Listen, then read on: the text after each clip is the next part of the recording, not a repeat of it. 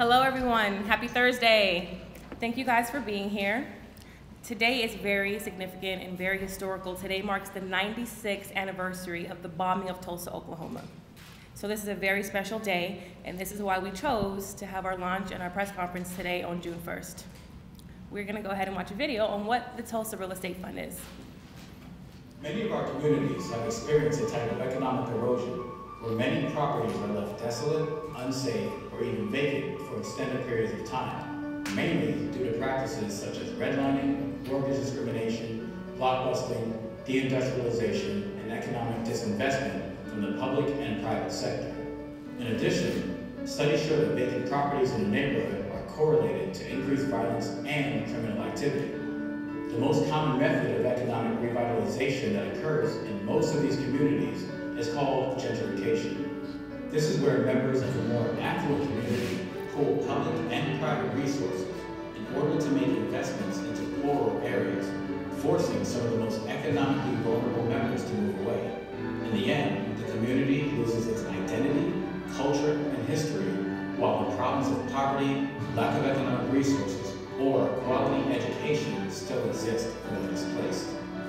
Tulsa Real Estate Fund is an SEC-registered, Regulation A+ Tier 2 economic vehicle for urban communities to collectively pool their dollars and gain control over the revitalization of their own neighborhoods.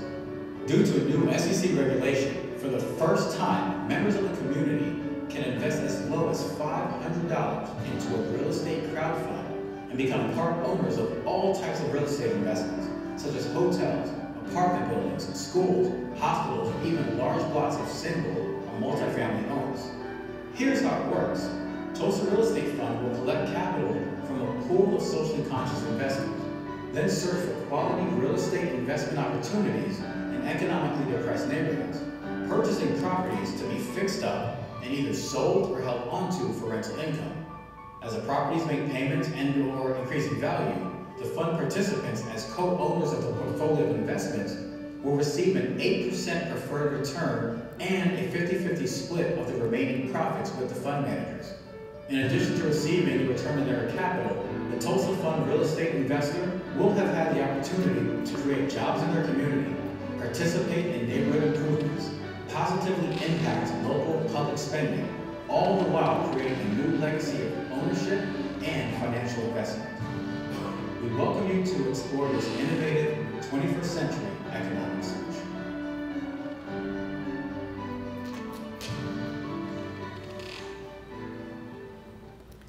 So let's give him a round of applause for that.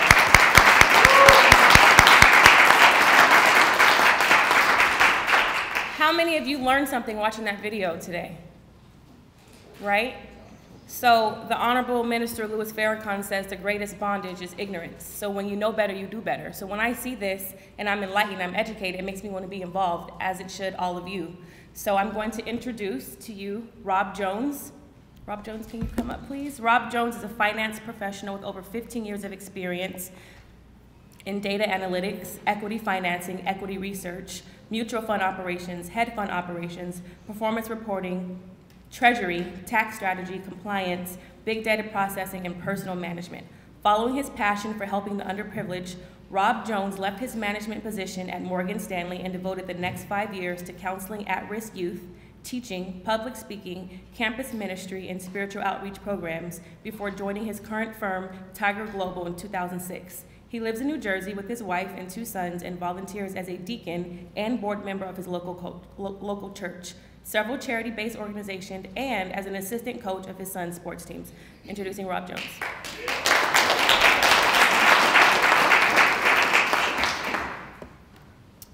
Good morning.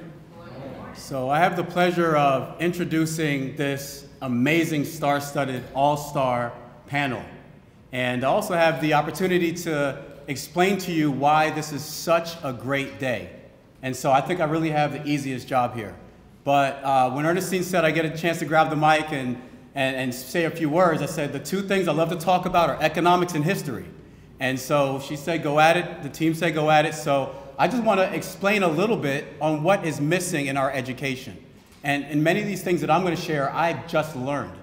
I watched what my kids are learning in school, and what we generally learn is that 1863 slaves were freed and it was all hunky-dory, and the reason that we are in the place we are right now is for genetic inferiority and laziness. And what I want to share is that is absolutely not the case. I want to share just a quick background of why the Tulsa Fund is such an exciting strategy and why the time is now for us to get involved in a new way, in a way that we never have before. And ours is a story.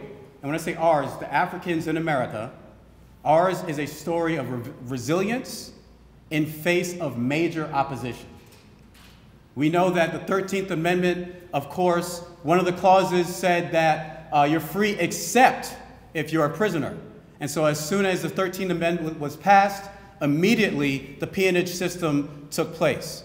And as many people that they could put in prison were put into prison. We know the 14th Amendment made us citizens. But shortly after the 14th Amendment, the black codes came out. We know that U.S. versus Cruikshank came out. I don't know how many of you know that case. That's the case where when African Americans were trying to vote, hundreds of them were slaughtered in New Orleans.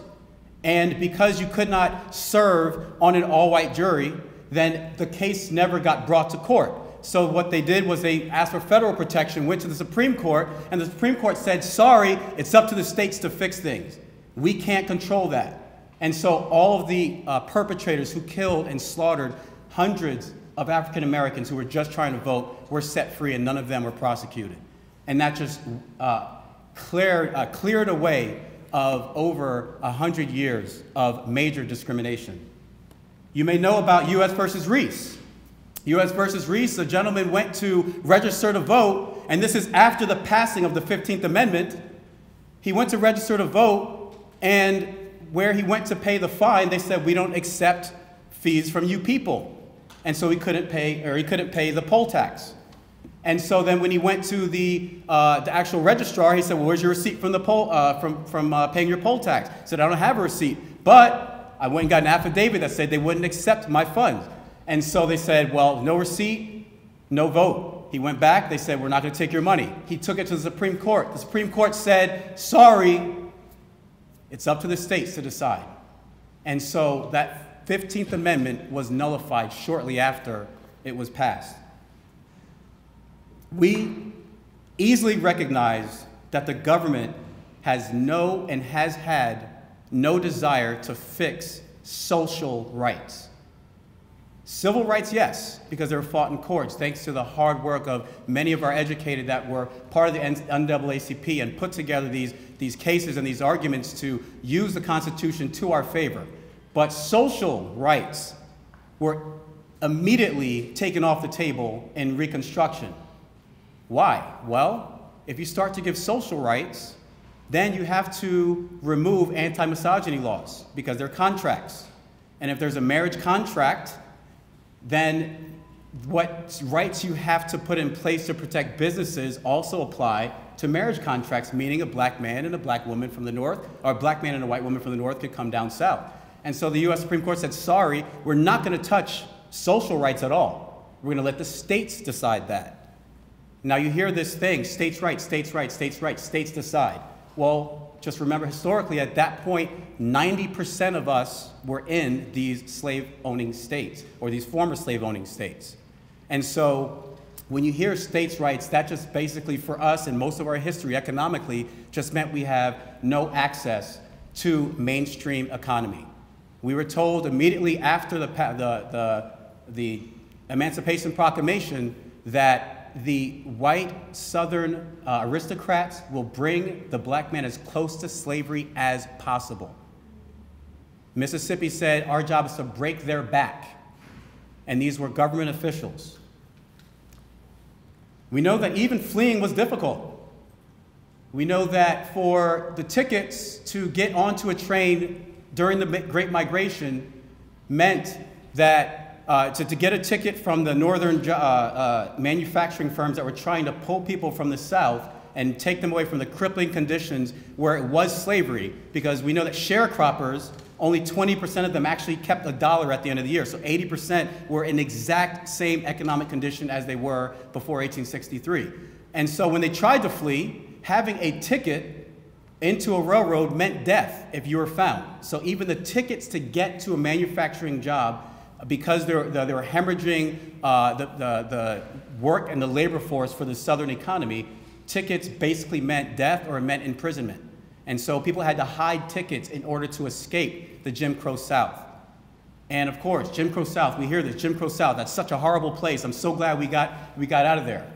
So what happened when people fled north? What happened when people fled to non-Jim Crow states? Well, we know in Tulsa, Oklahoma, which we're going to talk about in a little bit later, we know that a thriving economy was built, but was torched when some of the Jim Crow tactics on how to do justice was met with opposition.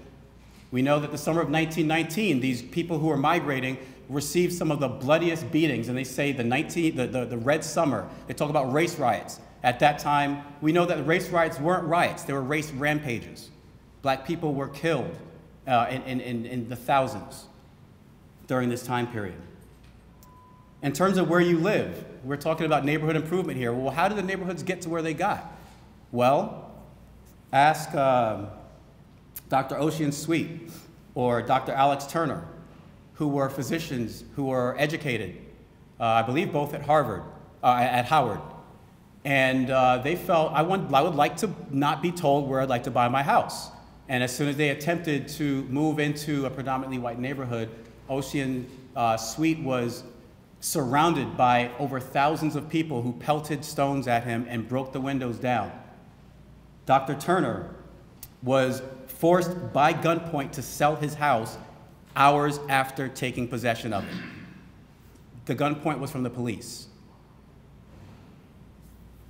Dr. Sweet, of course, didn't want to see what happened to his fellow Dr. Turner and said, you know, I'm not going to let that happen, and I'm going to arm myself. And as this mob attacked, he fired a few shots out of the window, and a person was killed, one of the people from the attacking mob. And the police report said that there was no mob, that it was shots before stones, meaning that he sent the shot before the stones were coming through the window, and he went through a series of trials. Unfortunately, during these trials, his wife and I believe his daughter were both imprisoned, caught tuberculosis, and died shortly after they were eventually found innocent. And due to the economic strain of the court cases, he ended up moving back into the neighborhood that he was trying to move out of, and he took his own life out of depression. After major victories with Brown versus the Board of Education and the Voting Rights Act, we see these same tactics continue to take place. Many of us don't know about San Antonio versus Rodriguez in 1973, where the tax rate per spending was 30 cents to the dollar for the white neighborhoods, but 70 cents to the dollar of black neighborhoods, yet, or minority neighborhoods, but yet in these minority neighborhoods, the schools were radically unfunded. And so the Supreme Court got together and decided that looking at the wealth difference in schools, which was the basic understanding of Brown versus the Board of Education that integrated schools and said it's unconstitutional, they said, well, looking at money is not going to determine what's fair, so therefore that's inadmissible. Shortly thereafter that, 1974, Milliken versus Bradley, they said there's no evidence that this white flight and suburban movement is keeping schools separate and violating the rights of our children. I see no evidence, and the suburban tax dollars should stay where they stay, and the schools should continue to be unfunded, and there's no problem with that. Thurgood Marshall, in the dissenting opinion, said, we have now struck the death nail in the coffin of Brown versus the Board of Education. These are the neighborhoods that we are talking about. These are the neighborhoods that we're looking to work to help improve. 1978, we know that it was determined that any form of affirmative action was an intrusion on the rights of white Americans. Blue-collar jobs from blacks in segregated schools fell from 70% in 1970 to 28% in 1987. There was a disastrous effect on the ability for African Americans to find jobs, because 70% of us were employed in blue-collar jobs. When the manufacturing sector fell, instead of there being a retooling and a respending in our neighborhoods, instead the spending went towards fighting the war on drugs. Black crime was the problem. Bill Clinton, and I'm not trying to make this too much of a political, I'm just stating fact, spent $30 billion and incarcerated a quarter of our young boys. A quarter. Well, they're criminals, they're thugs. Well, 80% of these arrests were for marijuana possession. Some of these operations that they held found, Operation Pipeline was a special operation from the DEA where the Fourth Amendment was completely trampled, the right to search and seizure. 99% by some studies of black males were searched and seized under Operation Pipeline and yielded nothing. Meaning that in certain operations, you were just lucky if you had anything, you're gonna get arrested. And you're just lucky to not go through, you're lucky that you didn't live, if you lived on Frat Row, if you lived in the Hamptons and you went through your exploratory youth phase, you're fine. But if you were in a racially segregated community, then chances are you will be arrested for possession of something. The Supreme Court upheld that life sentences for crack, 40 years for 9 ounces of marijuana, were not cruel and unusual. In England, a kilo of heroin carries a 6-month sentence. Here, 10 years mandatory. Some justices cried, some justices complained, and they said, God will look back at this time and really punish us for it. Justice Kennedy said that 55 years for 9 ounces of pot for a gentleman named Angelo was cruel and unjust, but unfortunately his hands were tied and he had to put him in prison for that long. Human Rights indicated that 80 to 90% of drug offenders sent to prison are black. It's 20 to 57 times the rate of imprisonment for whites, even though crack, cocaine, and heroin usage amongst whites is 7 times that of African Americans. Emergency room visits for drugs for whites are 3 times that of African Americans. The illogical circle is that the prison population is the product of racial profiling, not the justification.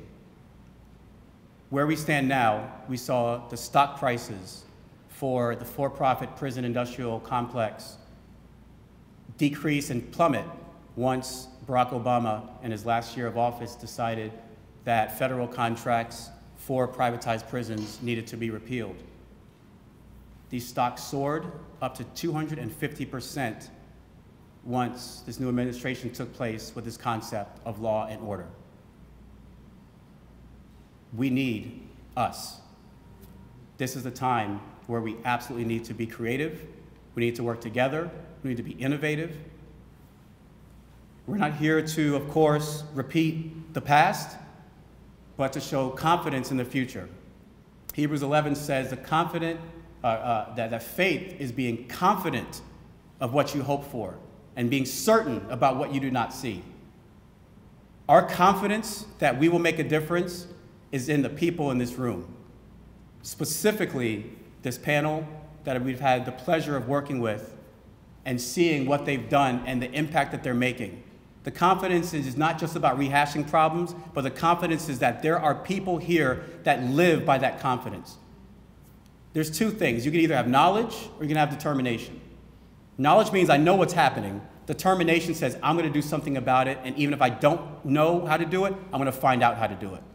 You're looking at a panel of people that are determined to make a difference. You're looking at a panel of people that get up every morning to help the lives of others, who see these patterns and are making a decision that they're going to reverse it. We are confident that we will see African American joblessness restored. We're confident that we'll see a growth in our communities like Rwanda, where they grow 8% annually because they invest in their own small businesses and giving people access to credit.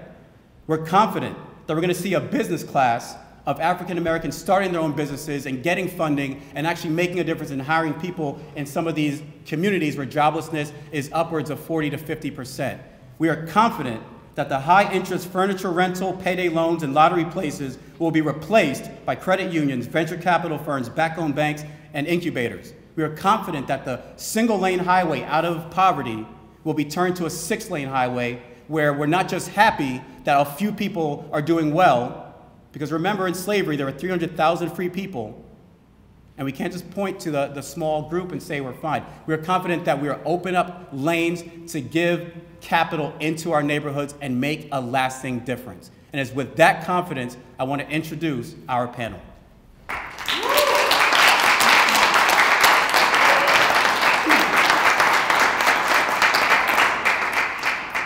And so first to my left, I want to introduce Roddy White.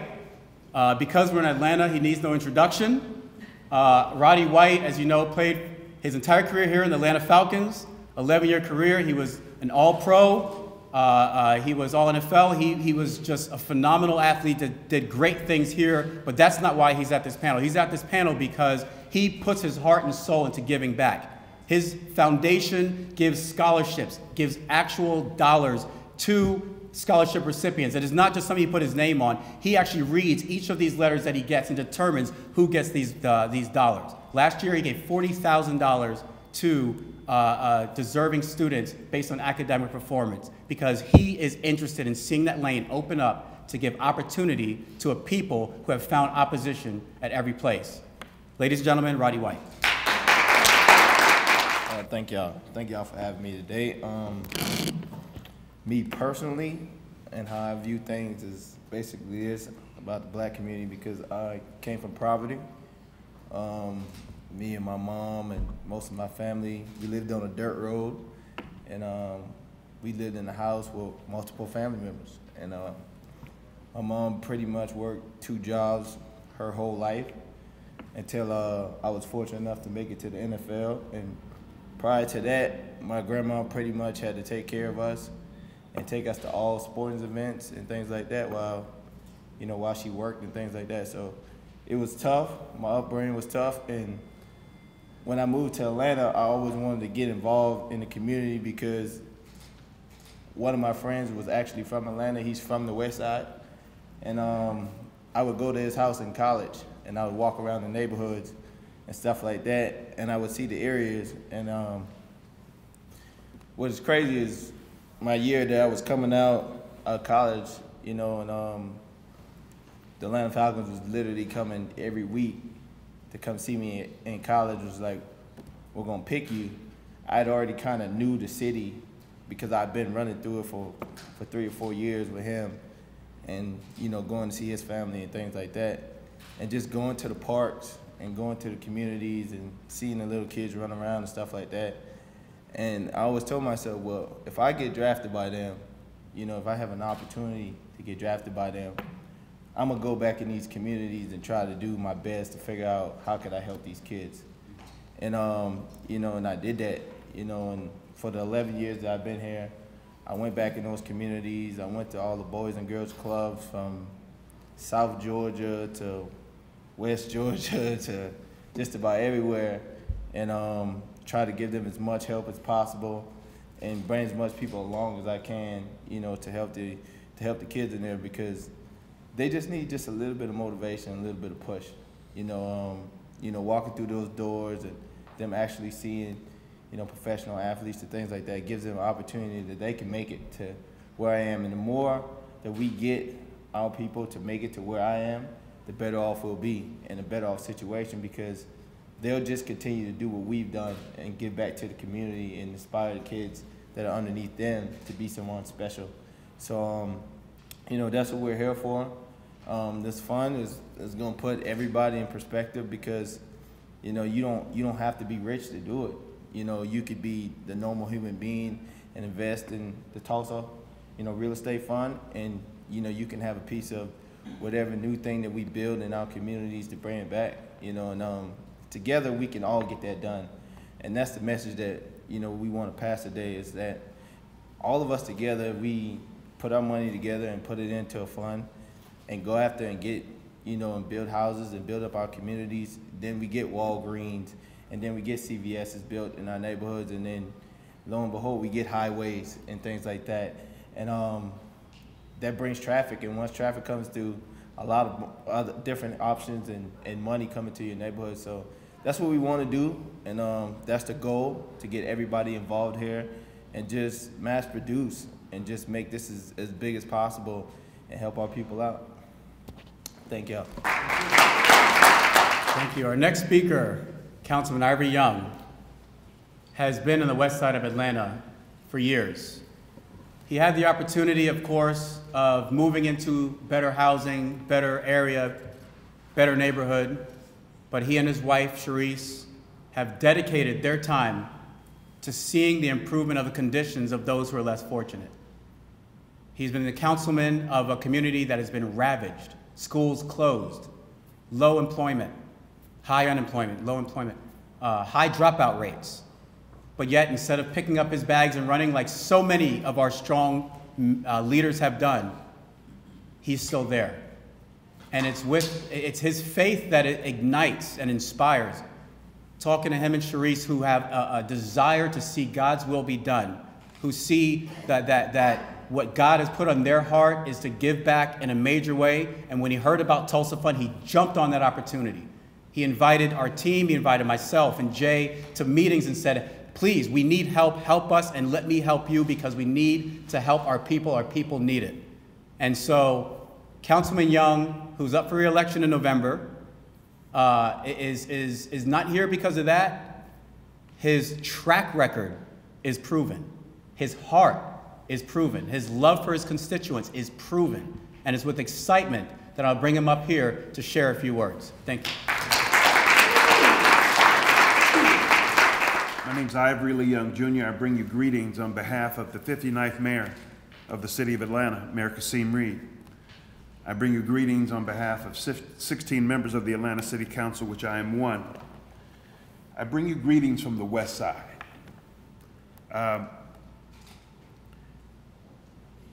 Our present circumstances are governed by a whole lot of forces.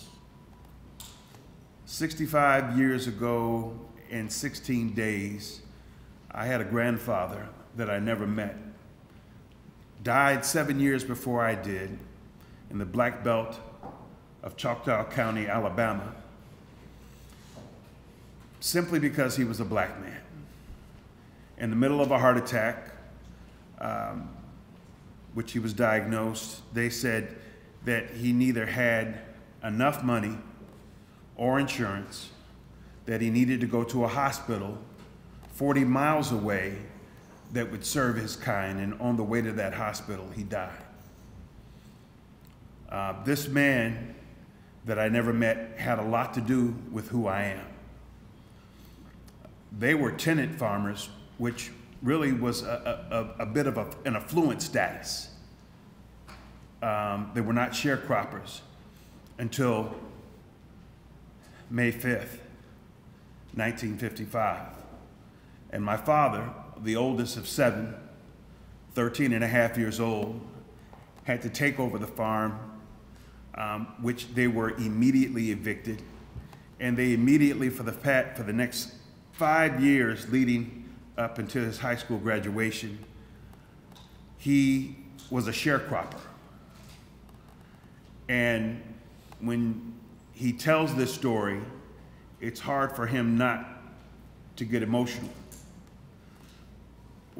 I go back this far because he knew, even at 13, that he was not going to allow history to repeat itself, that he was not going to be burdened and shackled by the impoverished condition that they may have physically been in, that they were not going to allow that to poison or disease their spirits. Poverty is not a disease.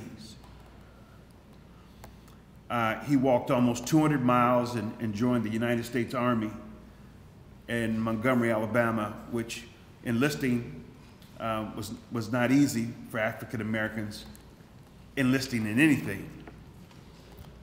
But I'm very proud of him 30 years he served in the United States Army.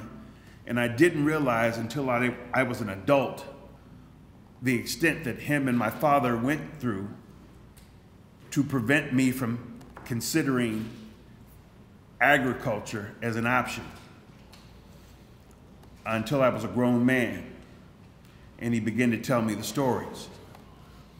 Many of us, regardless of our material status, you could be as wealthy as they come and still be impoverished. It is time for us to understand that none of us are islands, that everything we do has a direct impact on not just those within our homes, but our neighbors. I'm proud to live in a city it took us to the early 70s with Maynard Jackson to elect our first black mayor, but it took leadership to really make a difference. And Maynard Jackson was that kind of leader to make a difference. Today, the state of Georgia gives out contracts, and on average, a little over 1% of those contracts go to African Americans.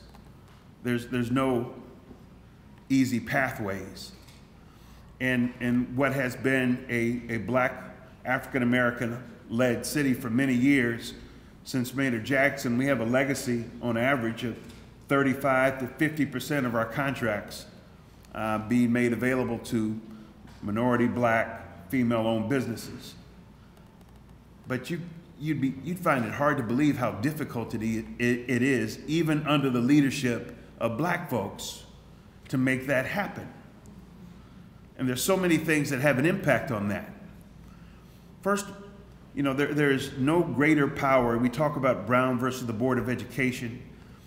And then to live in a city as great as Atlanta, then to hear the statistic that for decades, over 50% of our kids are not graduating.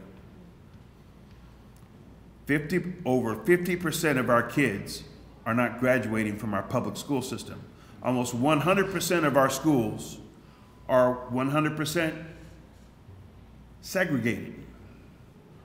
This is 2017. Segregated. We have a number of quality private institutions that are pushing out great minds, black, white, everybody. Because a lot of folks have retreated to those private systems to get a higher quality of care in the classroom. Now, let's keep it real. As I can sit here half full all day, half empty all day, but half full, even half full, our folks have produced great things, great graduates, but 30% of the 50% that aren't graduating now have criminal records. And in a city led by black mayor since Maynard Jackson, in a city by and large having a black-run board of education. So many of my district extends as far north as Atlantic Station, as far south as the Atlanta University Center. We are the home of the Atlanta Falcons for the old dome and the new stadium in Atlanta City Council District 3. And we go as far west as Douglas High School. But the eastern edge of my district is served by Grady High School, which has graduation rates, which is a predominantly white high school, with graduation rates averaging between 60 and 70% every year. 2 years ago, Douglas had the lowest graduation rate of the entire school system, a little over 37% graduated. I'm happy to say that thanks to the leadership of Byron Amos, the Board of Education representative, who was born and reared, educated in that school district, that graduation rate is over 50% and is climbing, because enough is enough. At some point, if we have always talked about things like gentrification. We've always talked about the impacts of poverty and economics. We have been burdened with concentrated poverty for decades in our public housing complexes. How many native Atlantans here in the room? There are few. The reality is public housing, as it provided historically great opportunities for affordability, provided an excellent opportunity to make sure that you were going to live next to someone else who was in poverty. It was a bastion, it was a home for concentrated poverty for decades. And we got accustomed to taking advantage of that. We could count on a certain number, elected officials could count on a certain number of votes from those impoverished communities. And I take exception to many who take exception to the fact that we've deconcentrated that poverty so that you don't have to look at quality housing and distinguish quality housing as where rich or well-to-do folks live versus poor. Everyone should have quality housing. Tulsa provides an excellent opportunity for us to take ownership and control of what's ours. About 4 years ago, we've had some really good dialogue and conversation with a great man, Arthur Blank. We have a number of investments going on the West Side that we could really brag about. But we need to really clear our minds and understand that if the legacy of this stadium is purely based on the gifts of an individual, and we don't begin to focus on our own self-reliance instead of simply philanthropy, then we'll be no better than the sharecroppers of the 1950s or 40s, only able to use what folks are able to give us and not what we're able to produce ourselves. Tulsa provides an opportunity to change that. And so when you consider the concentrated poverty that still exists in many of our communities, it's exciting to know for very little money at all, and it'll be talked about in great detail, a group of individuals, like-minded, like-spirited, could possibly invest and possibly see returns that they wouldn't get in any other financial market to help to revitalize their own neighborhood. That makes a difference when you have, for 30 years, we needed a grocery store in the neighborhood I live in, Vine City.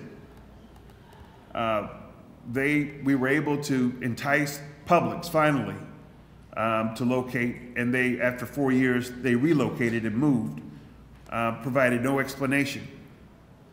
The reason they moved was simply because they had a better economic opportunity somewhere else. They made as much money in our store, and let us be clear, the demographers and all the analysis, it wasn't shoplifting, it wasn't poor sales.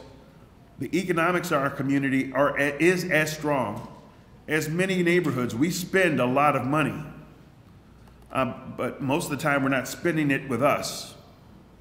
Most of the time when we spend money, it's to profit other communities and other people that don't look like us. We have to be deliberate in our effort to serve ourselves.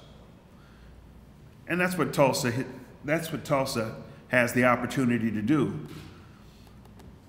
If we don't begin to understand the responsibility, in a majority black city with black-run boards of education and black city councils and black mayors, school boards ought never be threatened or in jeopardy of producing great academic achievement in the classroom, ever. We have we control that. But you also control what goes on in your own home.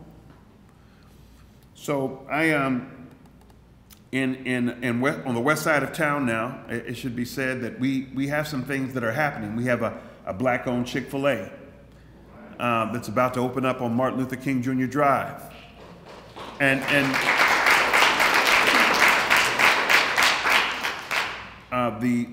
the workforce development initiative sparked by this stadium has trained over 700 people in the past 2 years. Most of them not high school educated. Most of them have some criminal record. And of that 700, 450 of them have full-time employment, gainful employment. That's worth applauding.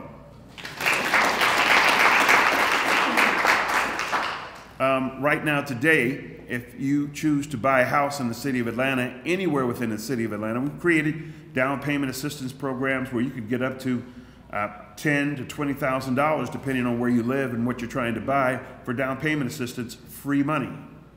I mean, right now, today, in the West Side, in my council district, we're providing opportunities for existing homeowners, thanks to the philanthropy, to have their taxes frozen for the next 20 years through an anti-displacement tax fund that we created. Because yes, gentrification is a concern to us, but we're still fighting stuff. You know, it was just a few years back, Katherine Johnston, a 92-year-old mother, got murdered in her home by a botched drug raid. She wasn't doing drugs, selling drugs, didn't know anybody who had drugs, other than, I'm sure, the prescription drugs she had. And she was, and there was intruders with uniforms that knocked down her door with an illegal no-knock warrant and killed her. I bring this up because we discovered that there was a law that existed in Atlanta, Georgia in 2006 called DC-6. And there were a whole lot of other laws. DC-6 allowed people to be arrested with no probable cause in Atlanta, Georgia. All you had to do is suspect somebody of doing drugs, and you could be arrested in this city. I'm proud to say we repealed that law. I sponsored the legislation to do it. It's gone. It's no longer a law.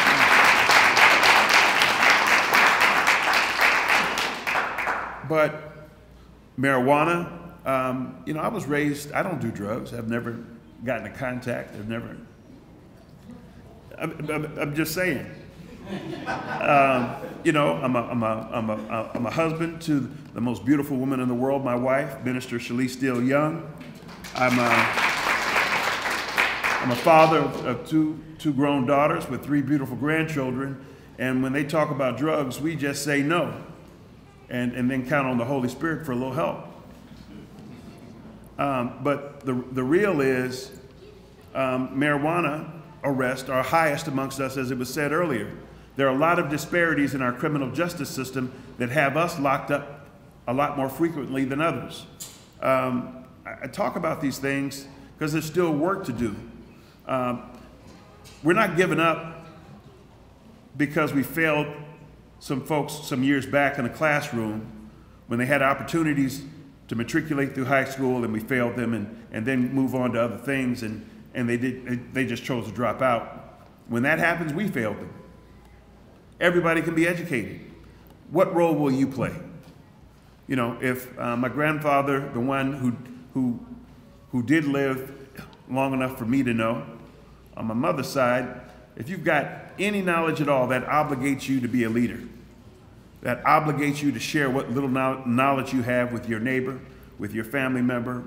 And I want to applaud Tulsa for going to what some would consider some very uncomfortable places.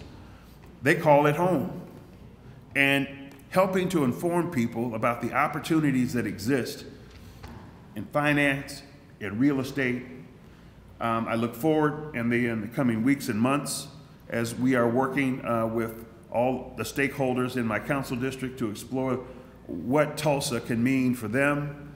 And we have real projects that we're contemplating to receive some type of assistance and funding, but we're also seeking opportunities to help to support Tulsa because we know their investments are going to help to strengthen places where people feel a little uncomfortable, but we call it home. I would challenge you to really not dig deep in your pocketbooks, but dig deep in your hearts and really strengthen your minds and really suck in and learn as much as you can about this. But know that it's not just about you profiting. It's not a flippant scheme where it's intended to just solely profit you. There's nothing wrong with profit. We have a responsibility to invest in what's ours. These communities, these people, they belong to us. They're our family. They're our neighbors. If they're to have options, we have to create them. And I'm here, my presence here today is a simple testament that I believe that Tulsa is the bridge that will connect us to tremendous opportunity. And I'm just excited about what's to come. God bless you all for being here today, and God bless Tulsa. Jay. I think everyone's starting to get to see the power of who we have gathered here. Next, I want to bring up my son.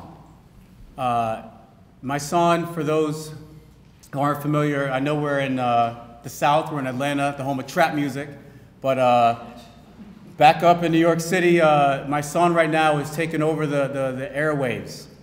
I was driving the car the other day and heard Funkmaster Flex say, "This is what New York sounds like." And they put on his hit song. But that's not why my son is here. This isn't a show of fame or accomplishments. This is a show of heart. What you don't know is that when a woman in the Bronx who was mentally impaired walked out of her building, she was shot dead by the police. And there was no effort made to make sure she was okay or to put her in a ward. And it didn't make the news. It wasn't a popular story.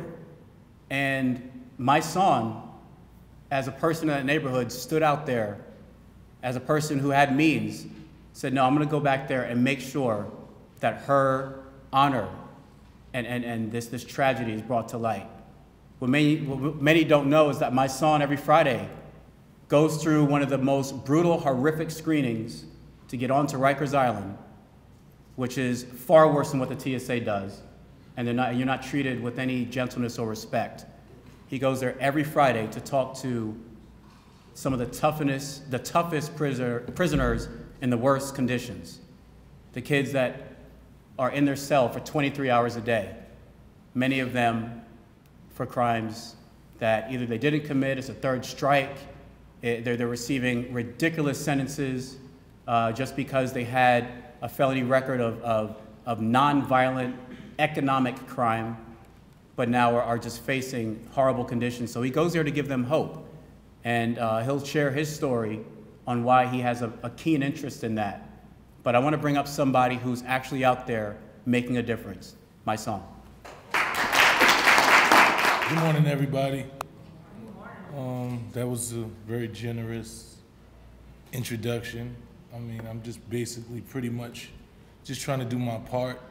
I'm very glad to be here amongst these beautiful people. Jay is one of my brothers in the struggle. We met basically on the front lines of this struggle. And this is beautiful because where this came from. We basically, I think right after, was it Philando Castile or was it Alton Sterling? It was Philando Castile, both of them. There was a major meeting called by a sister of mine, Tamika Mallory. She brought all of us together in the room, thinkers, finance peoples, movement peoples, artists, and we sat in this room and at that point we realized that we had to be responsible for our communities and what were we gonna do to change our realities, because we couldn't keep seeing our brothers and sisters being killed and wrongfully convicted and things of that nature and not have resources and have knowledge and do something to change those realities. So we sat in that room for a couple of hours with some of the greatest minds and spirits that I've seen in my life. And we came up with, this was one of the main things that we came up. We had to make ourselves financially capable to take back our own communities, because we can't change anything if we don't come from a position of power. If we don't empower ourselves, if we don't own anything, if we keep asking the system that we're fighting against to fund us, how are we gonna win? You know, so to actually be here and see that come to fruition is beautiful for me. You know, so, you know, like he said, I'm very passionate about this. I'm part of an organization called the Justice League NYC. We were individuals, we marched from New York to DC with legislation to change laws about young kids being incarcerated, about the militarization of police, We did that for 9 days. We marched straight through there, and that was our first thing that we did. Also, that organization is the birth child of another organization called the Gathering for Justice, which is founded by Harry Belafonte, who is one of my mentors.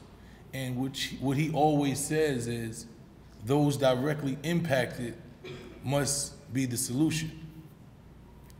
Prior to that, I was incarcerated. I did 7 years in prison for a crime that I never committed. And at that point, I realized that it's us that are overpopulating those facilities, and for situations that are so minuscule and so things that our white counterparts don't go through. Our white counterparts are receiving probation. Our white counterparts are receiving drug programs for things that they sent us to Rockefeller laws for. And I realized that being inside of those situations, building with some of the greatest minds that I've ever met that will never enter back into society for crimes that their white counterpart received probation for. So when you start to realize that, and you start to realize that if we are not part of the solution, if we don't empower our own, if we don't build our own, then we are lost. You know, there's a mind state that we all have, and I understand it that, I'm getting out the hood. I'm just getting me and my family out the hood, but my mentality is that to fix the hood. Because if we keep leaving our communities in these conditions, we leaving them for our children to have to suffer the same things that we dealt with. We're leaving the people that we grew up with that haven't had the opportunities to leave in the same conditions. So we haven't done anything to better anything but our own one little personal square. So if we get this knowledge on how to better ourselves, and we don't bring that back and build our own communities up, then we still lost. Amen. We are still lost, and this comes from slavery, because we all want to be better. You know, they broke us down and they divided us to be in competition with each other when we all won. We all going through the same struggle. So my mind state now is we have to empower each other. If I learn something, I have to teach it to someone. Because the knowledge that you keep is lost. If you don't teach it and you don't empower somebody else, then we lost. So going through what I went through and understanding the realities that I dealt with, and being a hip hop artist and having a platform, I decided to utilize that platform and utilize my knowledge and not just say the same thing that everybody says. We got money, we got girls and all that. That's common. We hear that every day. But what are you telling them the realities of that? Are you telling them that when you go to the trap, that the trap is really a trap? Are you telling them that the reality is once you go to the trap, they get to trap you in jail for the rest of your life? You know, that you're going to have a 2-year run where you look good, and then the rest of the 40 years you're going to be in prison? That's the reality. Like Big Meech, I love Big Meech, but Big Meech might never come home. That's the reality of that. And Big Meech would tell you that himself. But we have these kids glorifying that lifestyle, and they're going to follow down the same path that Big Meech went through to be famous for 2 years. It doesn't add up to me. So understanding that it doesn't add up to me, I have to give you a different message and a different reality. So that's what I do with my music. And this right here is so empowering, because we're literally buying back the block and taking back the block. We are literally putting ourselves in a position of power. We're not selling drugs on the corner. Now we own the corner. You understand what I'm saying? You can put $500 and own something and create something that's gonna live way past you. And this is just humbling to me, just to really see this coming to fruition. I'm also involved in a credit organization in which we fix and build the credit of formerly incarcerated individuals. I'm starting this initiative next week. We're starting in New York. Hopefully we can bring it out here, because we all need that. A lot of us, if you don't have credit, then you don't really have anything in this world at this point. And a lot of brothers and sisters coming home from prison don't even understand that. And they don't have any credit line. They can't get apartments. They can't get cell phones. So if you can't get just the basic necessities, then you find yourself back in the same situation. So we've been able to prove that when you build the credit and you correct credit, that the recidivism rate is a lot lower. So I'm on that initiative, and we're gonna combine all of these things, Because once you get your credit, then you can get and start owning real estate. So I'm just happy to be here. I appreciate y'all. Hopefully we'll see this worldwide. It won't just end inside Tulsa. It won't just end here. It won't end with us. We'll be able to give this knowledge and continue to build, you know, leaders and financiers and owners, and we can get back to our rightful place in society. Next, I want to bring up a very dear friend of mine. When we talk about the west side of Atlanta, you can't talk about the west side of Atlanta and not mention DC Young Fly. He is a comedian, an actor. He's definitely someone who always gives back to his community. He's super busy, he's in movies, he's on Wild 'N Out, and I called him last minute and he said definitely he'll come through. What I love about DC is he still hangs out in his community. He's still always giving back to his community, and you know, I'm happy to be on this journey with him. We've done movies together, projects together, new projects coming out, introducing DC Young Fly. Hey everybody, how y'all doing? I feel like I'm at church. But nah, my name is DC Young Fly. I grew up in Adamsville, Martin Luther King, right there in the middle between Bankhead and Adamsville. So I'm a full thoroughbred Atlanta West Side. Every school, I can sit here and name all the schools I went to, but I'm proud to say that I'm one of the lucky ones that made it out. You know, it's hard, but when you make it out and you kind of realize and you see the other side, and I come back, it really amazes me that I actually lived through this. You know, when I go to other places like LA and be going to London and just all around the world, and I come back home and I just ride through the neighborhood and I'm like, wow, I really lived here for 22 years and survived. You know, 'cause they don't really understand how hard it is where we come from. We don't really have that many resources. You know what I'm saying? We got so many talented people in the hood that sometimes we get overlooked. You know what I'm saying? And sometimes we gotta blame ourselves because we don't wanna try. The hood is a prison within itself that people don't understand. Because when we in the hood, it was at one point in time where I say, I ain't never gonna leave the hood. I'm gonna be here for the rest of my life. Like, it's people saying that, like, I'm gonna buy a house right here on the next street over. But if you do that, you're not expanding your horizon. You're not seeing what the world is capable of. So it's like the hood is entrapping our own mind. And then we don't have nobody there to come tell us, hey, just come take a ride with me right quick. You know, and like my brother said, it go back from the slavery time. We so in the competition where I sit. If y'all don't know that we the most powerfulest race on the earth. That's why they scared. That's why they keep knowledge away from us. That's why we so vulnerable that we'll share with another race before we share with our own race, because we in competition with our own race. We'll go tell the white man and he'll finesse us and take the whole idea, and look where we at. We back in the hood watching another white man support his own people with our invention. Because we were being stingy with our own kind and saying, look, this is what I came up with. You think you could come up with something to help add to this, and then we build it together? So exactly, I'm from Adamsville and Martin Luther King, and I'm not one of the ones that leave the hood and stay away, which is probably okay to stay away because there's still BS going on in the hood and I got too much going on. But guess what? I come back because even though we all are pastors in our own way, we all got our own testimony. You know what I'm saying? And if you is an example that you made it out and you come back and be like, look, this is what you need to do. Get yourself together. I'm busy. To be honest, I ain't got to be here. I choose to be here. You know why? Because I come from this. I'm still in Alley Temple, in the projects. I come from this. Don't make it seem like just because I'm on TV that I'm too, no.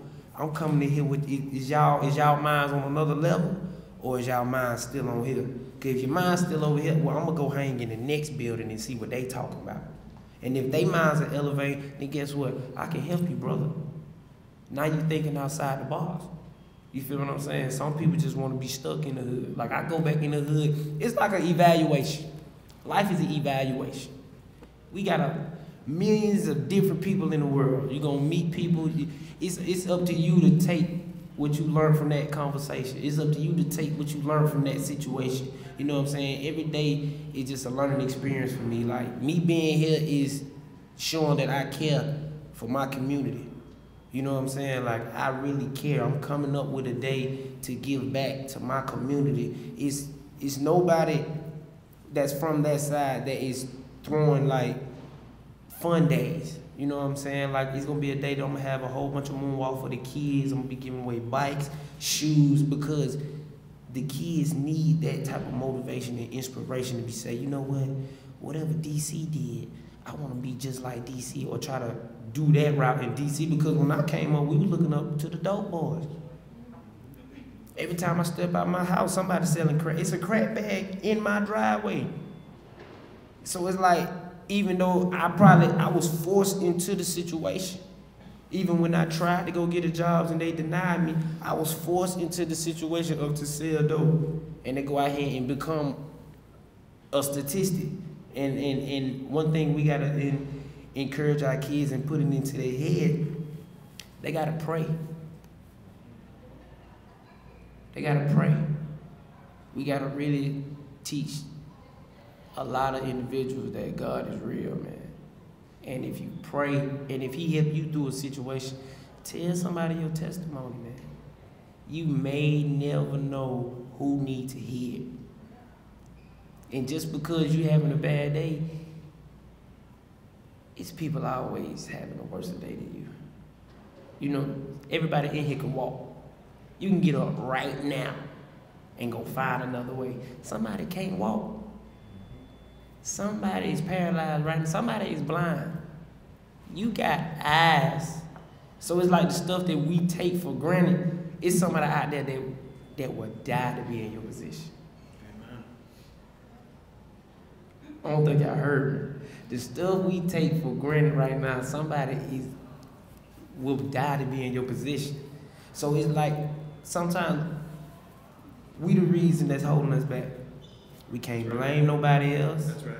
We can't say if it wasn't for him, if it wasn't. I done had so many doors slammed in my face. But guess what? I prayed and I kept moving. I just kept moving because it ain't the end of the world. It's big. If we keep getting shut down over here, guess what? It's time for you to go over here. And we so scared to go over here, we making excuses. Man, they ain't messing with me. I'ma just go home. And look what we doing. Man, you see what we doing?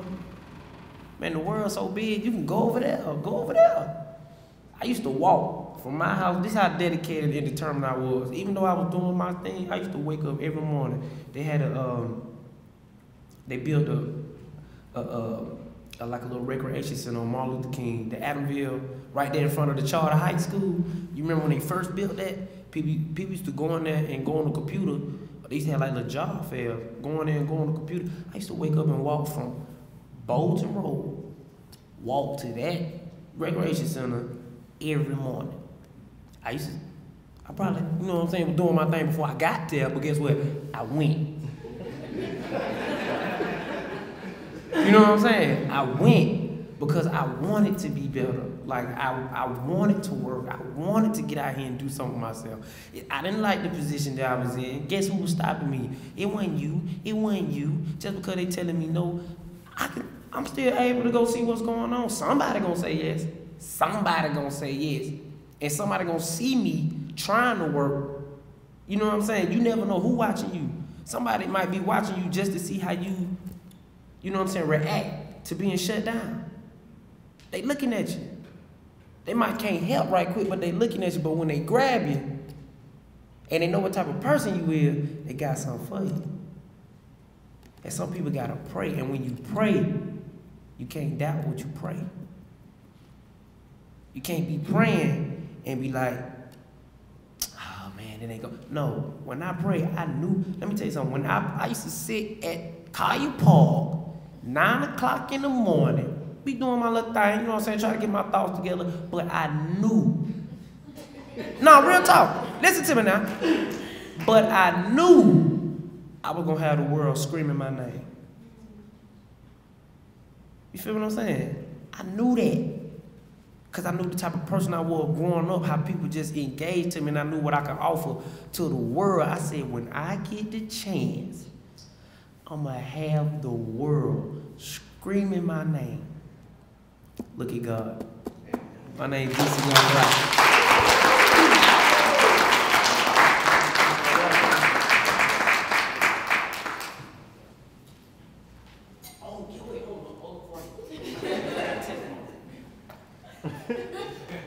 I always got to give people my testimony before I start off, before I leave.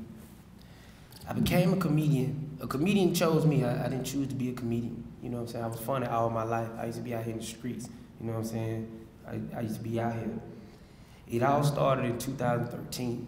You know what I'm saying? I got in a little trouble with the law, had to get that situated, and then the next month over, I ended up getting into a street brawl, and I get stabbed up 4 times. He cut me in the wrist, cut me in the hand 2 times, hit me in the back. I got hit in the head with a pole. Me and 2 of my brothers, we all got stabbed up. My brother died on the scene but came back to life. Then when that happened, I couldn't be in the streets no more because my hands were tied up. So now I'm temporarily paralyzed. So that's when I say, it's people out here who paralyzed, who wish they can. I didn't think I was gonna be able to use my hand no more. So I'm thinking now I got to use my mind because I can't write. So now it's at the time where if you didn't read and you couldn't remember things, now I have no choice but to remember. I have to have a mental note. I can't write nothing down. I can't text you. You're gonna have to tell me a number. If I forget it, I forget it. So it's like now it made me open my mind. It made me start using my brain in different situations than I never used my brain before. So and my partner was like, you need to do vines and you need to, you know what I'm saying, get on the phone and make people laugh. I said, I don't want to do that. I want to sell cocaine. That's what I told him. So that was the first time me missing God telling me, you know what I'm saying, that was his first message to me. So a couple months later, he was like, man, you need to do vines. And I'm like, I got an Android, so I can't record at night because I can't see myself. So I had to get an iPhone. And once I got an iPhone, it kind of like blew my mind. It really started going fast and just, I would get crazy followers, like 50,000 followers a month. So I'm like, all right, this cool. And then on Christmas Eve, my daddy died. So through that whole 2013, and one thing about us being from the hood, we always look for an excuse to go back doing what we used to do.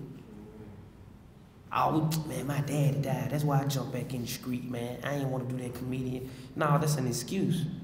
What I did was I kept my faith in God and just kept moving, and he never let me down. Every year has been prosperous. All right.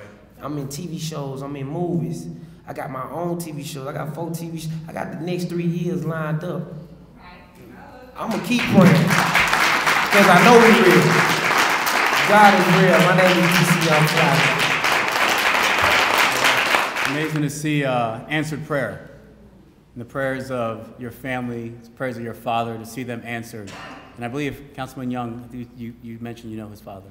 You know his father, Sharice. It's amazing to see answered prayer, right?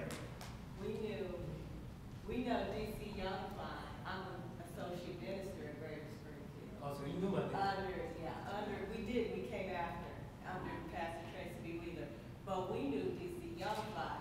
I kind of want to say your other name. John. I didn't want to put you on the spot, but we've heard some stories about John. And Reverend Sullivan just tickled me the other day, telling me about 2 months ago. We were driving back from a funeral, and he was talking about how John would run under the pews and be all over the church. And he said, John, one of these days I'm going to get a hold of you. And he said that you looked at him back then and you had to be probably 9 or 10 years old. You said, you ain't going to do nothing but sing, I'm a living testimony. And took off running and did. He said, that boy did something else as he was doing. But you are truly an amazing testimony and resume for your father, all the hard. When I heard you say you got to pray and you continue to talk about the Lord and how he'll come through, that's an amazing resume for your father who labored in the ministry over 30 years. Glory be to God to see what you and how you turned out today.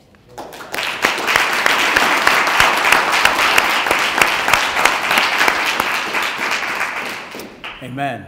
So next up, we have Sister Ernestine Johnson. Ernestine grew up in Los Angeles. She started acting at the age of 10. She was on different kids shows, Parenthood, you may have heard of that. She continued to act, and she got a role in Think Like a Man opposite of Kevin Hart. And she's on 24. Her resume goes on and on, the number of shows she's done. And I tell you, one of the things that I'm incredibly humbled by and amazed by is how she captures the spirit. And it's a collective between comedy, between sports, between politics, between finance. We all bring a different element of our narrative and our story. And with words, Ernestine is able to capture our spirit. She shared a story, one of her poems, on the Arsenio Hall show, and that poem was viewed online over 50 million times.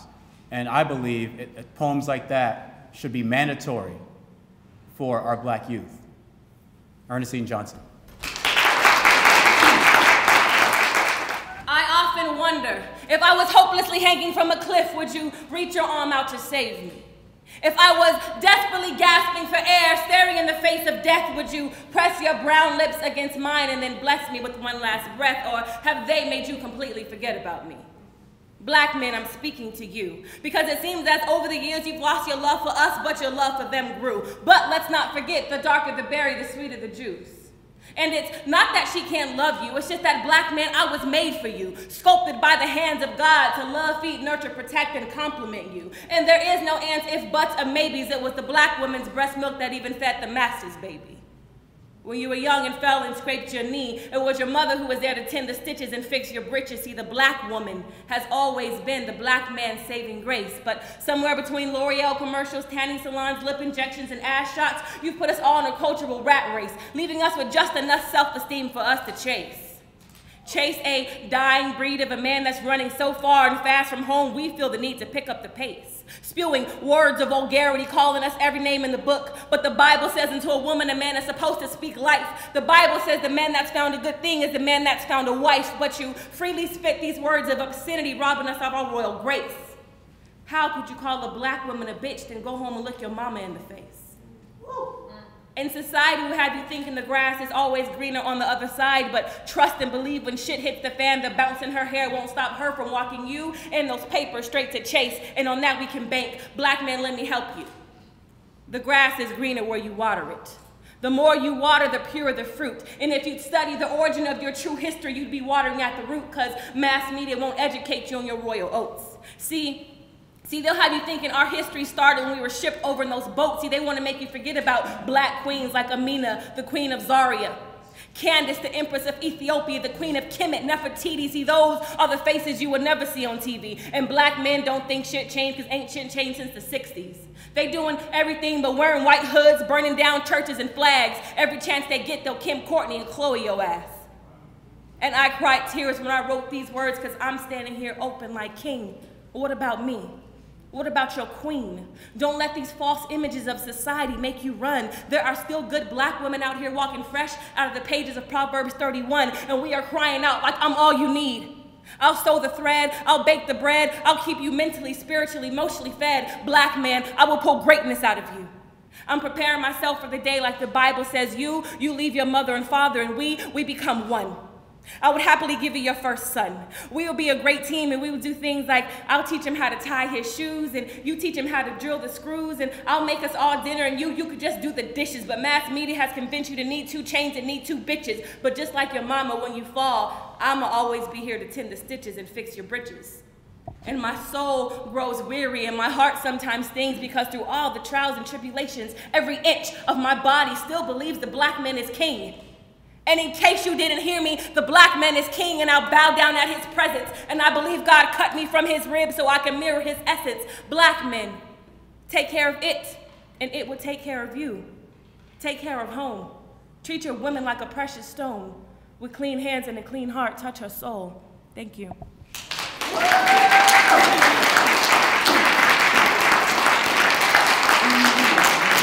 Thank you.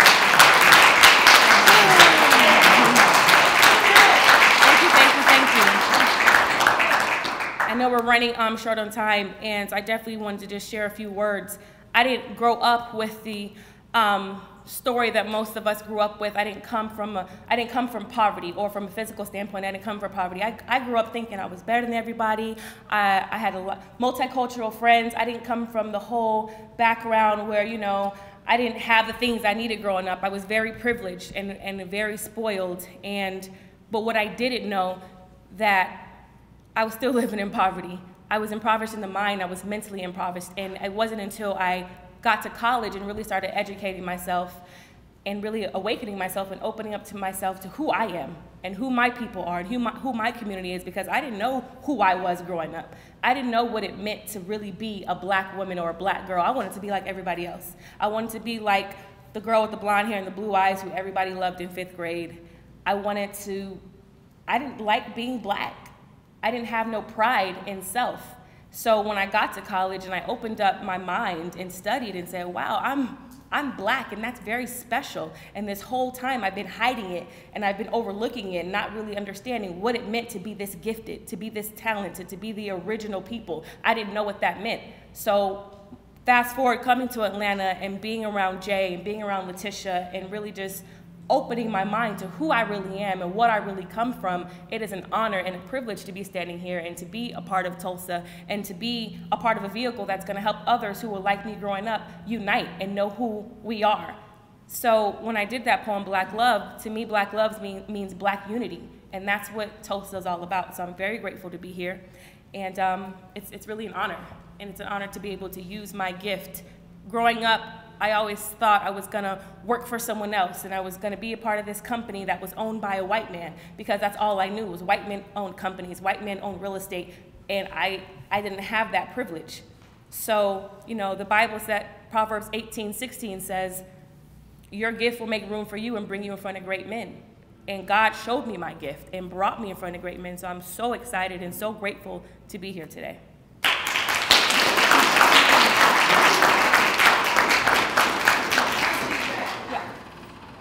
So we are going to introduce Mr. Jay Morrison.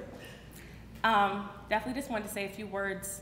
When I think about tenacity and what that means, and when I think about resilience, and when I think about being a true leader, I think about Jay Morrison. Jay and I, my son referred to, we'll say a few words and then we're going to put the video on, but Jay and I, we met at this meeting that my son referred to, and his spirit and his love for people immediately shone through. We spoke a little bit after that meeting on the phone, and we both shared that we come from crack-addicted backgrounds, where both of our fathers, and in my case, my mother as well, were addicted to crack growing up, and we had to figure out a way to make things work. We had to figure out a way to be resilient. And when I connected with Jay, I didn't know how powerful and how hardworking he was right away. And let me tell you, his phrase, outwork the work, and you'll see that, he lives that every day. He is 100% focused on helping other people. He tours around classes with a flipboard like this and teaches people real estate. He teaches them lessons one by one in a language that they can understand. He's with the people, he loves the people, but most importantly, he works incredibly hard. Yeah. You investing and supporting Tulsa is supporting a man that is worthy of your investment, your attention, your energy. And with that, I'm super excited to work with Jay Morrison. And as you'll see in the video, his work ethic and what he's accomplished speaks for itself. When Jay and I met, shout out to Letitia Rao who introduced us, I just saw his passion for our people, and I was just so elated to see a black man who was so passionate about black people in his community and was willing to just be a leader. And we just connected immediately on just like how passionate we both are for our community. And again, I didn't always grow up with that passion. So for me to grow into this passion, then to meet someone else who's just as passionate as I am, I was totally on board with anything that he has going on. So I support his brand, I support Tulsa, I support the Jay Morrison Academy. And with that being said, we're gonna show you a video on who is Jay Morrison.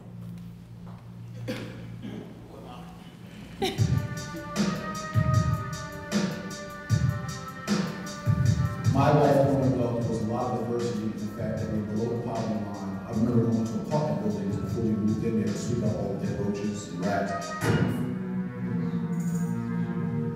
Born in the 80s, I was right in the middle of the crack epidemic, and so that smacked my town really hard, and also my family really hard. My family was so worse than it was almost like passing down trade.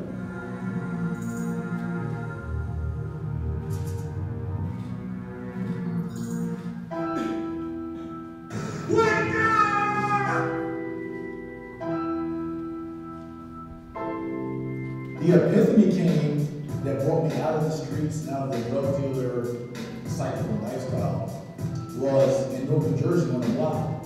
I was just thinking, like, where are you going to be when you're 30? Jay Morrison is here with the 5 must-ask questions before you make that offer. Jay, good to see you again. Yes, he's out. All right, take that house down, fine. Put it anywhere else in New Jersey. Stop saying what's $7 million more. All right, guys, we're here. What could be your home? My man. All right. Broker to the stars, Jay Morrison. Yes, spaces I mentioned. That's right, you haven't been wrong yet. I bought my first house. It was a 2-family. And my tenant lived downstairs from me. She had 2 kids. I was living upstairs. So I'm chilling up one day. I'm chilling. I'm up a little easy. I'm chilling. And her kids are in, the little lawn in front. I'm like, Mommy, the landlord's here. And I'm 25 years old. I'm just saddened that by the reality of like what our community is actually going through. But we know for a fact that the black community is hurt. Stop embracing the fact that you're ghetto. I come from where y'all come from. I'm just trying to get that tool on how we all can make it. I want to give us a clear-cut strategy on how we can build black wealth. I call myself Roddy White. I love us. I did a video called Riddler in the back of the Maybach.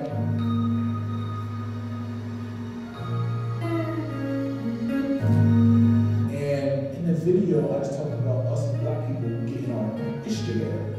Like, I want all of us to win. Like, we all black people, right? We're on the same team. Like, it's team us for me, right? It's not the racist shit. This is like for real. Like, the Jewish people, like, they brother, like everybody, but I'm sure it's going to get culture to the minute. Just like Italians and everybody else. I love black people a lot. I want to see us win. That video got went to the owner of Sotheby's. And he sent me an email, which I still have, where he said, I saw a 9-minute video the other day with about you being a spokesperson for the black community. And although you're comfortable with that, I'm not. And I'm going to need to ask you to resign. So I gladly resigned from Sotheby's. And to start my own brand.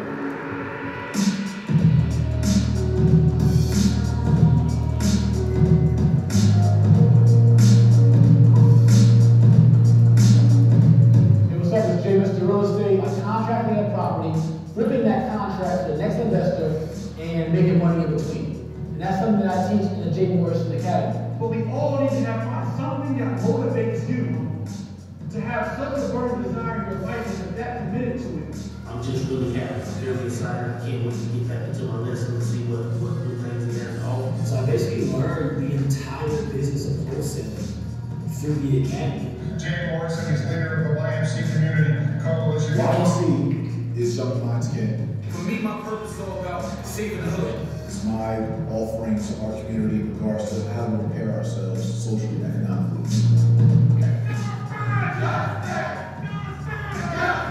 This is the end result. Is that I outwork the work. This man taking his message of wealth building to the street corners around the country. Jay Morrison is his name. His next drug trafficker turned mobile, who's now showing others in poverty-stricken communities about how to build wealth through real estate. I decided to do it because I come from the corner. There's only right that I get back to the corner. Hey, we more than dope boys. We better than that.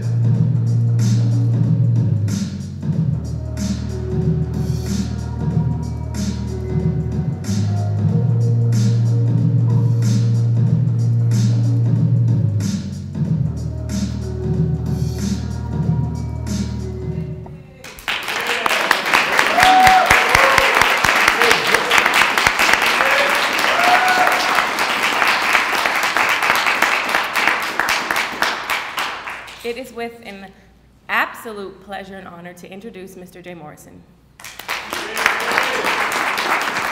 You know, my pleasure to be here, and I thank everyone for being in attendance. And actually watching that video, I got kind of emotional because it was just a reflection for me of just how much I love our people.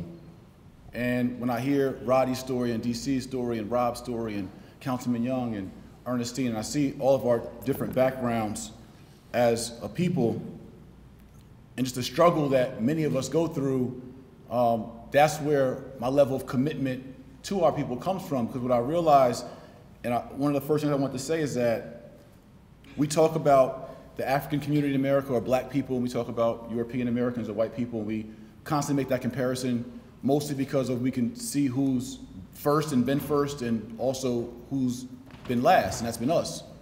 For over 400 years, our community has been last every single year on year and counting.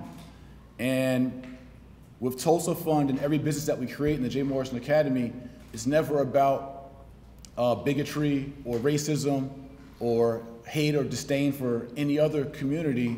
It's just about intentionally repairing, healing, and building our community.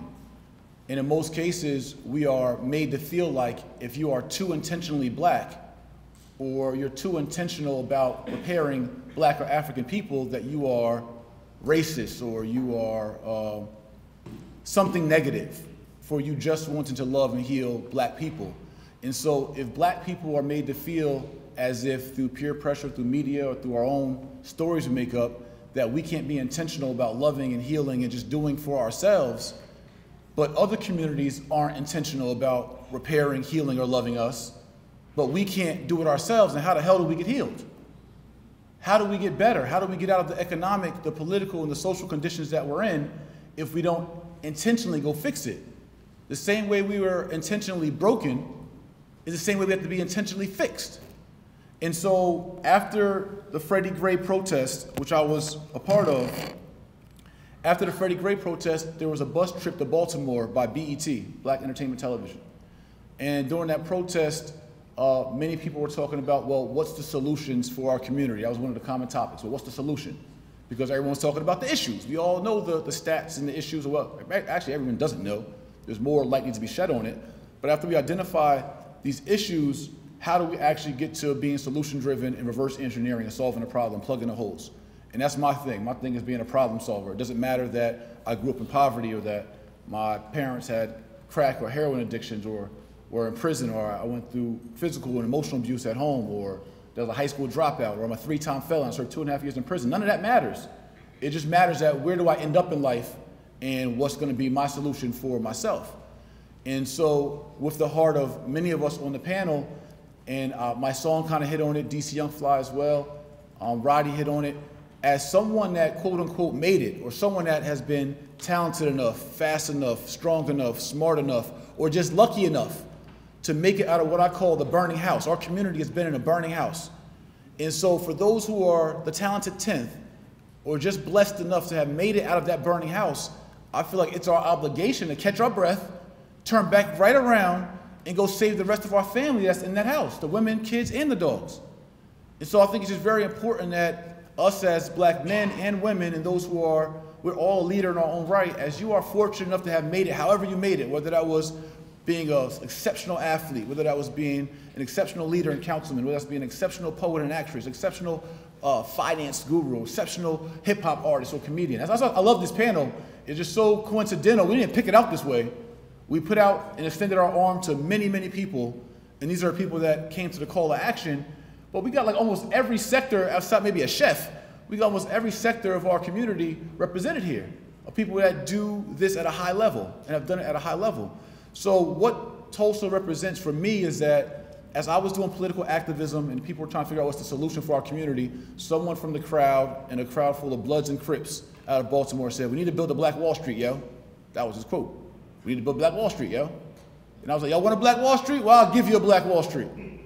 And what God put on my heart is, as passionate I am about being on the front line and protesting, I've been a part of the Freddie Gray protest out in Sterling, Alfred Wright, Walter Scott. I've been face to face with police officers in riot gear. We'll be back on July 4th protesting on the anniversary of Alton Sterling's murder in Baton Rouge again. But for the fighter that I am in the inside, the frontline soldier that I am, I also know that God gave me very unique gifts in regards to critical thinking, strategic planning, and execution, especially in the real estate and financial space. And so what God put on my heart is that if your people are hurting economically and financially, and they don't have any power and control over the community because of lack of ownership, Jay, that's your fault. Because in our community, when it comes to people who are active or activists, or have the capacity to be able to solve our financial issues, I know I had those talents, those experiences, just even myself climbing out of poverty and all the adversity I faced. I know that I have the ability to teach and lead and inspire and come up with solutions and vehicles to help us advance economically. And that's when I truly took on this, this task of finding a financial vehicle in which we can empower ourselves. That's what Tulsa Fund is all about. And we accept the investment from all communities, from all nationalities, internationally or however, but Tulsa Fund will remain controlled by us at all times because it's for us and by us. It's the FUBA model. And so with Tulsa, what this vehicle is, and we thank God for President Obama, President Barack Obama, because what he did in his legacy in 2012, he passed what's called the Jobs Act. And what the Jobs Act said was for the first time since the Great Depression, so a little history note, when there was a Black Wall Street in Tulsa, Oklahoma, on this day, June 1st, 96 years ago, it was bombed and attacked and burnt down where over 150 businesses were lost. Several members of our community were killed and murdered. Thousands were held detained by the local police. And we lost our own bus stations, our own movie theaters. We had our own airport and airplanes. We had our own schools, our own hospitals, all controlled and operated by Africans in America. We just went and did our own thing. Since we couldn't get the same repair that Japanese Americans got, the same repair that German Jews got, the same repair that Native Americans got, or restitution or reparation, that never was passed down or granted to our people have to be intentional about repairing ourselves. And so in 1921, our community did that, and it was bombed on this day. And years later, during the Great Depression, the SEC passed a regulation that said, and how we built the Black Wall Street economically was because everyone could put money into a pot together and go buy stuff, go own assets. But after the Great Depression, the SEC passed a law that said, no more can the everyday person just put money into a pot and go buy stuff. You had to be someone that had a net worth of $1 million or more, which is called an accredited investor. Current day, an accredited investor is someone with a $2 million net worth or more, or it's someone that makes $250,000 a year or more.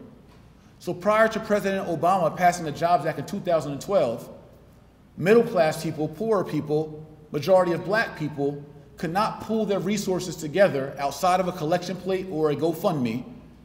They could not actually invest together and profit together and own equity shares together into a fund unless those Black people made $250,000 or more or had a net worth of $2 million or more, which excluded the majority of us.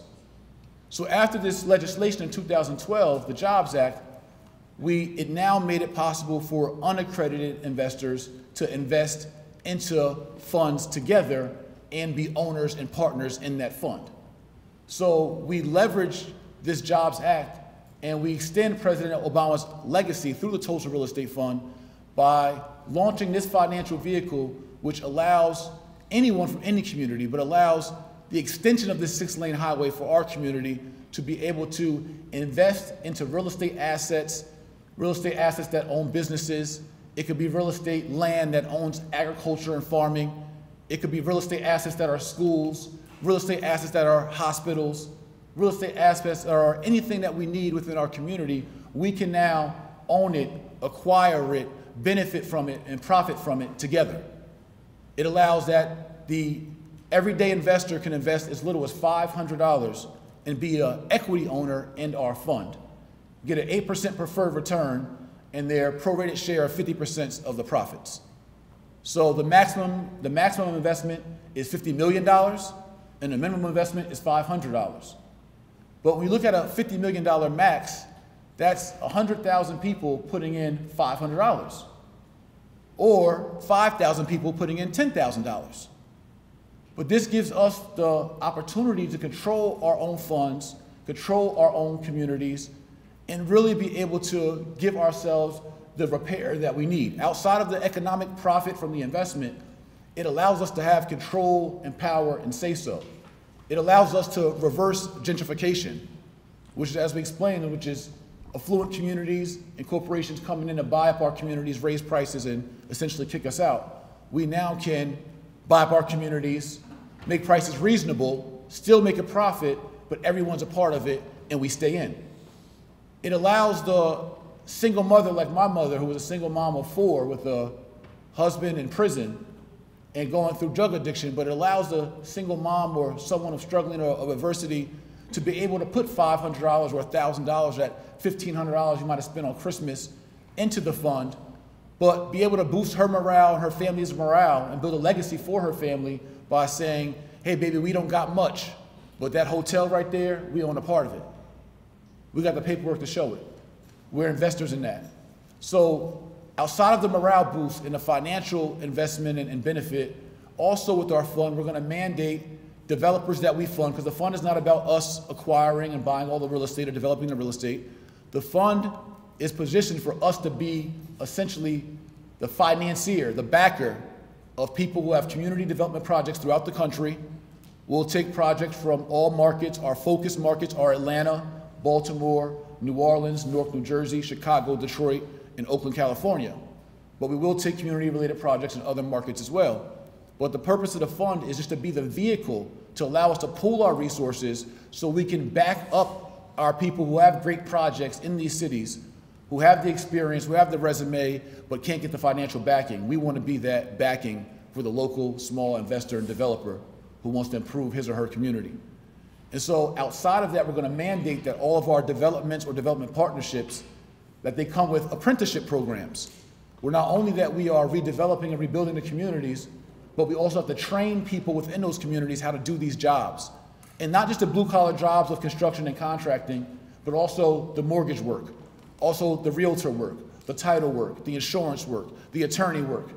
Anyone that's a part of this development needs to train someone from within that community, but then we'll also create jobs for the people within that community. And so we are increasing revenue within our community from job creation. We're boosting the morale of our community. People are less likely to litter in the community when you know you put money in on it. Now it's really your blocks, it's really your community. We talk about these being our communities, but they're not your community if you don't own the real estate in the community. You're really renting somebody else's community in their space. So this gives us an opportunity to truly take ownership and do it all together. And our goal is for this to be the first of many funds. And this fund can be used for not just real estate, but other needs that we have in our community. It's more about the vehicle and the opportunity for everyone to be able to participate together and do something historic. My goal is simply to give our people a win. The score is 450-0. We haven't had a win yet.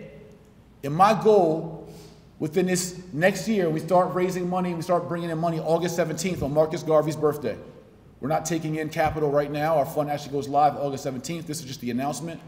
But my goal as we do our first projects, whether it be in Dixie Hill on the west side, or whether it be in one of our other markets, or wherever we identify, our goal is simply to do something together.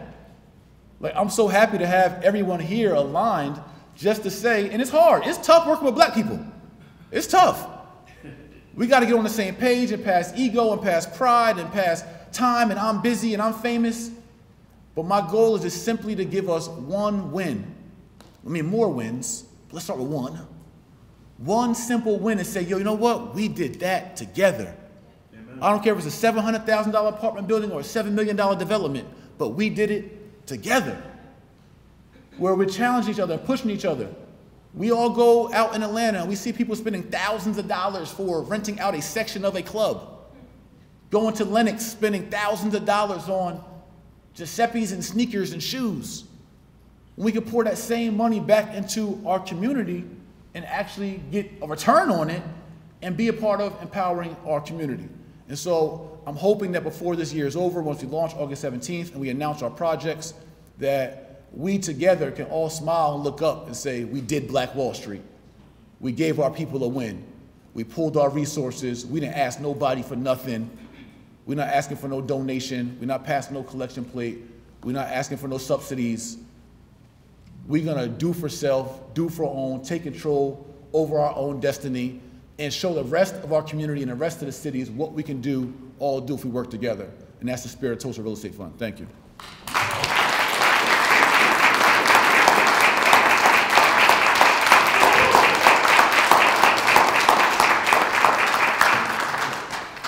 I want to thank everyone for coming out today.